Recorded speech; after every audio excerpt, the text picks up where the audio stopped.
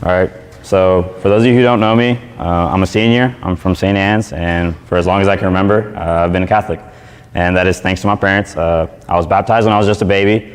I don't really remember when I was, but all I know is I was baptized somewhere in Mexico. Like many of you, I grew up going to a Catholic school, so Credo Catholic. Never really knew anything but the Catholic faith. Never really met anybody that wasn't Catholic. I had a pretty sheltered life, I guess you could say. It wasn't really until around 4th, 5th grade when I started playing club sports when I started meeting people who weren't of the faith. And that's when I started realizing there's more out there than the Catholic faith. And well, for me, Mass was just Mass. I would go because my parents would go. It was never really an option. It was either you're going or you're going. And so that was my option. That was basically my childhood. Prayer never really meant much to me as a kid, I guess. It was just something you'd say over and over again. It wasn't a communication between you and God like it should be and how I know it today. So yeah, that was pretty much my childhood. Flash forward up until freshman year, I wasn't really the best student, so I wasn't accepted into Carroll. That's why a lot of you may not know me. And so because of that, my only option was to go to South High, which is down the street from my house, really.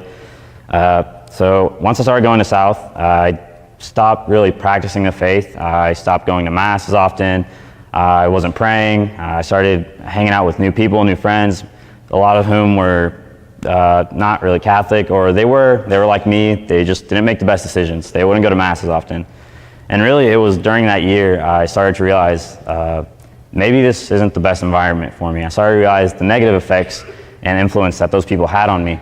And in the back of my head, I could really hear just kind of Jesus just going, hey, this isn't the best place for you. What are you doing? You're better than this. You know better. And I started to realize that. I started to listen to him. I said, okay, well, I need to get somewhere where I can practice the faith. I can go to church more than once a week. I can start praying and be around people who do listen to God and do have a strong faith life. And I realized the best option was come to Carroll. And so I kept my grades up, did everything I could. And luckily, I got accepted into Carroll, and that was the end of freshman year. I still wasn't doing the best, but going up to sophomore year, I still wasn't really practicing that much. I was going to church again. I was hanging out with my parents at Mass. I was praying, but it still wasn't the best, I guess you could say. I wasn't doing the most. I could hear God again just in the back of my head going, hey, all right, Mass is great. You're good. You're here. But why don't you just step on over to confession? You need to talk to me. And that's when I would stop listening. I would say, all right, cool, I'm at Mass, I'm doing the best I can. Well, really, I wasn't. I was saying I was doing better. It was like I was pushing against a brick wall. I was just pushing against a brick wall, trying to get to Jesus on the other side. When really the whole time, Jesus had a door for me right next to me. I could have just stepped over, gone in, and gone to confession, but I wasn't. I was just pushing against that wall the whole time.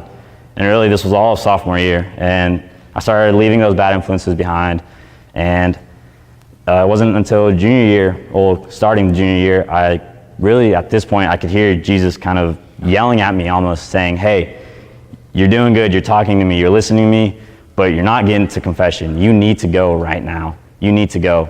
And that's when I really started to say, all right, you're right. I stopped pushing against that brick wall. I took a step over. I went through the door and I got to confession. And it honestly felt like a weight was lifted off my shoulder. I didn't feel guilty at Mass anymore. I didn't feel guilty, really. That's all I could say about that. It was just a relieving experience. And once that happened, I noticed my life started to change. I started feeling a lot better. I started listening to God. I could hear him talking to me. I could hear Jesus actually listening to me at Mass. I could feel it deep within me. And that's when my life started getting better. I started praying for my family, and I started noticing the effects it had on the people around me too, because I have an older brother who suffered with depression, and I knew he had depression, but we never really talked about it. I started praying for him. I'd say, hey, God, help my brother out. I know he's going through a tough time.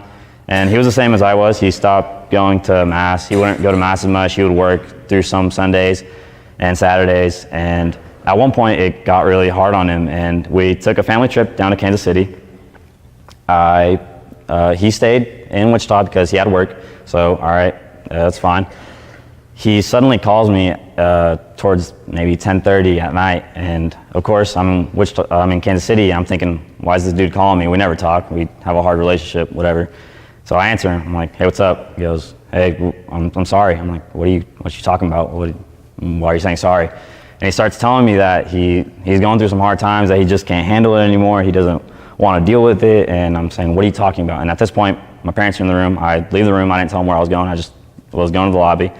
And I started talking to him, and I'm like, what's going on? He starts telling me, I'm sorry, I can't deal with it. And he basically tells me that he had things to end his life. He was just going to end his life. And I honestly knew by myself I couldn't have handled that situation. I wouldn't have known what to say. I would have locked up. But in that moment, I felt that I know Jesus was there for me. He was speaking through me to get to my brother, because he knew my brother was stepping away from the faith and he couldn't get to my brother. So he was using me as his tool to get to my brother. And so that night, we talked for about an hour. My mom was calling me, wondering where I was at. I was hanging up on her, which if you're Mexican, you know you shouldn't do that to your mom. And so I hung up on my mom like twice. I was kind of scared for my life. And I'm in the lobby. They don't know where I'm at. And after about half an hour, close to an hour, I lost track. I got my brother to calm down. He got through it, and Jesus was really there for me in that moment, and I realized that. And I hung up. I'm like, all right, just text me tomorrow morning. I want to know you're good. He's like, all right, I will. Hung up on him. Went upstairs. My parents like, what are you doing? I'm like, I was just talking to Elmer. He couldn't find something. He's like, all right, that's fine. So we get back, and my brother, he still struggled some with depression. He wasn't really trying to get better. It's a hard struggle. And eventually he started taking the decisions to get better. He started going to mass with us. He started joining us. And of course, some days because of work, he couldn't go.